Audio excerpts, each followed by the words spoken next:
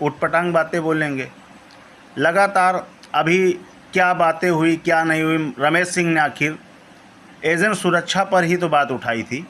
आप लोग एक राष्ट्रीय कार्यकारिणी की बैठक करके ये मामला शांत कर लेते, समझ लेते और कहते रमेश सिंह जी जो भी आपको करना है करिए, लेकिन संगठन की किसी प्रकार की बदनामी नहीं होनी चाहिए। आज कितने ज़िलों में एजेंटों के ऊपर एफआईआर हो चुका है, आज एजेंट कितना पीड़ित है, बैठा लिया जा रहा है। आज कोई भी मसला फंसता है तो आप तो दिल्ली के से आकर यहाँ हल नहीं करते हैं। व्यक्तिगत जो बातें सुनता है, जो समझता है, तो उसी को लोग फ़ोन करते हैं। अगला जाता है थाने, चौकी, कोर्ट कचहरी, बातचीत करता है। बातचीत करने के बाद उस मामले को अपने स्तर से समझा बुझा कर रफा दफा कराता है। जो हो भी गया मुकदमा, उसके लिए भी आगे अब उसको झेलना ही झेलना है। तो अगर एजेंट सुरक्षा पर वो व्यक्ति कदम उठाया तो आपको इतना ज़्यादा पैनिक होने की ज़रूरत नहीं थी। फिर उसने रिज़ाइन दे दिया। ठीक है, हर व्यक्ति को स्वतंत्र है, कोई किसी का गुलाम नहीं है। उसने अगर संगठन बना ही लिया तो आपको बार बार हर वीडियो में क्या ज़रूरत है कि कुछ बोलने के लिए। आप हैदर अली जी देवरिया के पूरा संगठन का हर व्यक्ति जानता है, चाहे वो प्रदेश का हो, ज़िले का हो, राष्ट्रीय का, कितने सभ्य और शालीनता से बात करने वाले व्यक्ति। उन्होंने जब रिज़ाइन दे दिया तो आप कहते हैं कि ऐसे मीठे लोगों की हमें ज़रूरत नहीं जो इधर भी रहें उधर भी नहीं, ऐसा वैसा। अरे आप कहीं अपनी गलतियों को एहसास करिए कि क्या ऐसी कमी है जो हमसे लोग नाराज़ हो रहे हैं। सिर्फ आप अपनी ही मत चलाएंगे। संगठन के पदाधिकारियों का फिर पद देने का क्या मतलब है जब उनकी कोई राय नहीं लेना है, कोई मत नहीं उनकी सुनना है, कोई संगठन का कोई मेमोरेंडम ही नहीं, कोई नियम कानून नहीं है, सब आपको अपने मन से ही सब कुछ करना है, तो पद का क्या गरिमा है। आज तहसील अध्यक्ष के हाथ में कोई पद तक पावर नहीं है, जिला अध्यक्ष के हाथ में कोई पावर नहीं, प्रदेश के लोगों के हाथ में कोई पावर नहीं है। डायरेक्ट आप हर वीडियो में फ़ोन करके लोगों को कंसल्ट करेंगे कि आप इस नंबर भेजकर आप सहयोग राशि सदस्यता ग्रहण करिए, तो ये करिए। लगातार ये गतिविधियाँ चली आई। और इन दिनों ये सब तो जो कुछ होता ही रहा, लेकिन मुझे सबसे ज़्यादा कष्ट कल के मैसेज पर है। कल ग्रुप में एक मैसेज आया था, छत्तीसगढ़ के रमेश साहू एक्सपायर हो गए थे। तो ग्रुप में मैंने देखा तो मैंने भी लिखा, रमेश जी के आत्मा को भगवान शांति प्रदान करे, उनके परिवार वालों को हाँ इस विषम परिस्थिति में सहनशीलता प्रदान करे। ओम शांति, ओम शांति।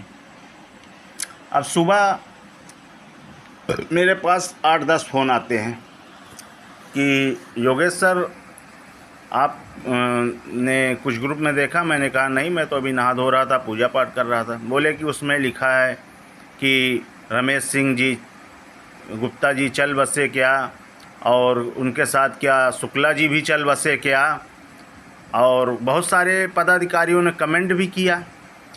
मैं कहता हूं कि ये कौन सा आप लोगों का धर्म है या नीति है कि कोई एक सम्मानित पदाधिकारी आपके साथ है और वो आज छोड़ दिया तो आप उसके लिए इतने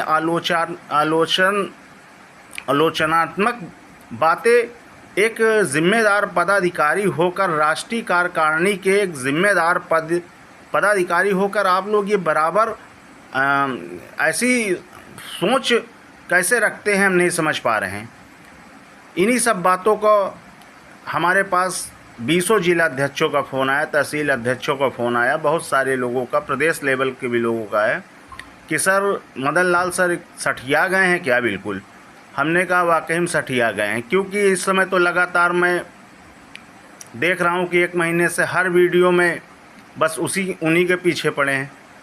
हम कहते हैं कि दुनिया चोर है, बेईमान है, डकैत है, हम अच्छे हैं तो हम अपनी बात करें ना, हम उसी के हर बार क्यों हम उसकी बात करें, ये सब बातें। और आज के जो मैसेज मैंने देखा, कि यहाँ पर संगठन नहीं चलाया जा रहा है, यहाँ पर एक मजाक किया जा रहा है। एक तो लगातार जब भी देखो लगातार कार्यक्रम हो रहा है, लोग कैसे में कैसे पहुंच रहे हैं।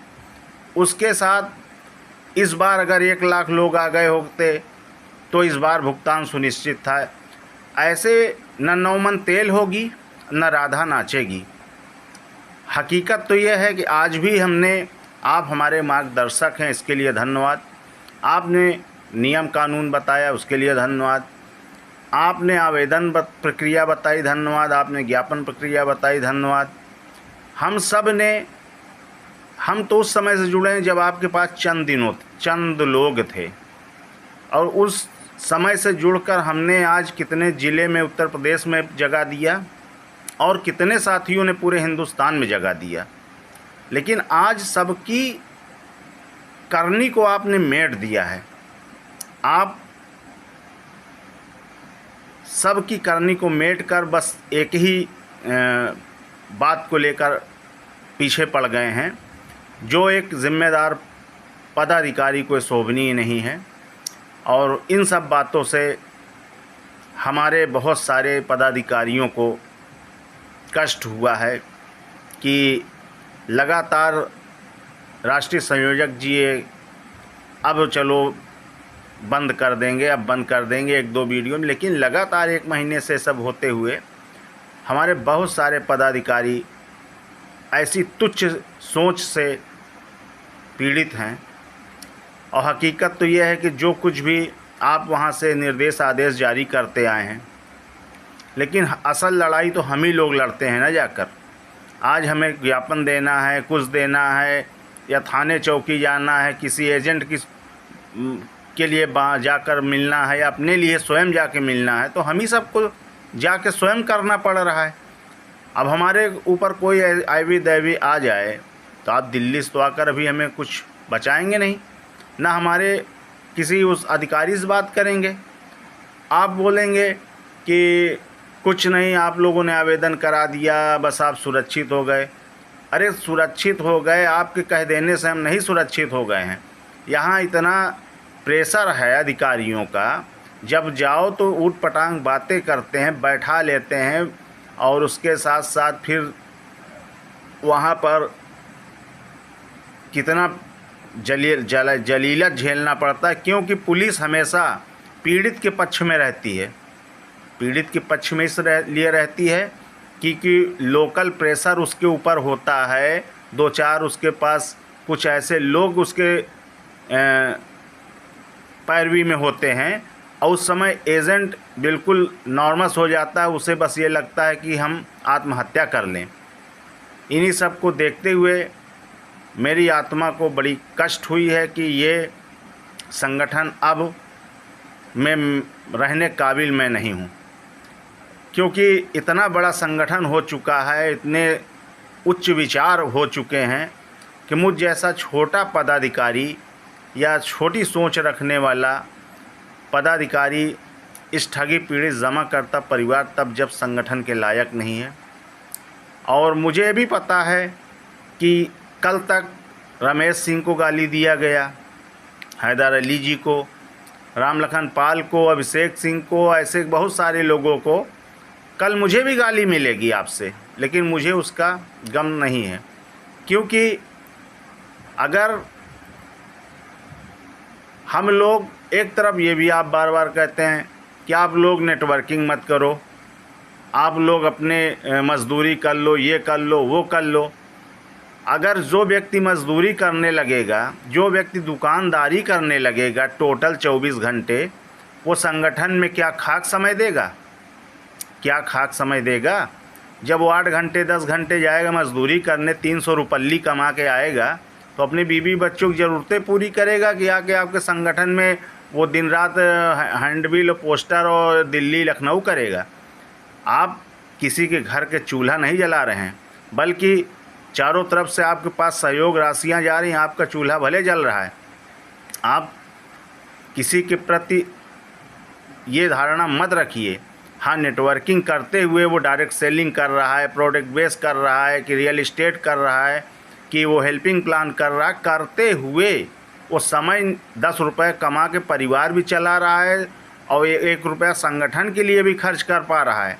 और उसके साथ साथ जब वो कमाएगा नहीं तो करेगा क्या, और आप उसको एडवाइस देंगे। अरे आप एडवाइस क्यों दे रहे हैं? आप एडवाइस नहीं क्यों दे रहे हैं? क्योंकि किसी के घर का चूल्हा आप नहीं जला रहे हैं सर। किन विषम परिस्थितियों में आज एजेंट है कि भागा भागा फिर रहा है, वो घूम के 10 रुपया कमा के परिवार चला रहा है, लेकिन आप उसको भी नहीं। आप जब भी होगा अपने पारिश्रमिक कमाई से हमें सहयोग करिए। एक तरफ जिला अध्यक्ष को आपने हाथ भी बांध दिया, वो 1 रुपया कहीं सहयोग राशि ले नहीं सकता। संगठन के खर्च कहाँ से करे? संगठन के पीछे कोई कार्यक्रम करता है, फिर उसके साथ वो अपनी परिश्रम की कमाई से परिवार चलाएगा कि संगठन में भेजेगा? इन्हीं सब बातों से मुझे बहुत कष्ट हुआ है। मैं ठगी पीड़ित जमा करता परिवार तब जब संगठन से त्याग पत्र देता हूं, और मैं अब इस संगठन से स्वतंत्र हूं, और मैं आगे जो भी होगा, मुझे जो भी अच्छा लगेगा उस संगठन के साथ मैं रहूंगा, और उस संगठन का मैं भरपूर साथ दूंगा। क्योंकि मैं अन्न खाता हूँ, मुझे पता है कौन सही है कौन गलत है, कौन झूठा है कौन सच्चा है, कौन ठगी का बिजनेस कर रहा है, कौन चंदे का धंधा कर रहा है, मुझे पता है। और बहुत सारे ऐसे पदाधिकारी, जिला अध्यक्ष और तहसील अध्यक्षों को भी पता है, लेकिन सबके पास हिम्मत नहीं है बोलने के लिए। सच बोलने के लिए कलेजा चाहिए, वो कलेजा नहीं है। और बहुत ही जल्द परिणाम सामने आ जाएगा कि कौन किस संगठन के साथ कितने लोग रहते हैं। नमस्कार साथियों।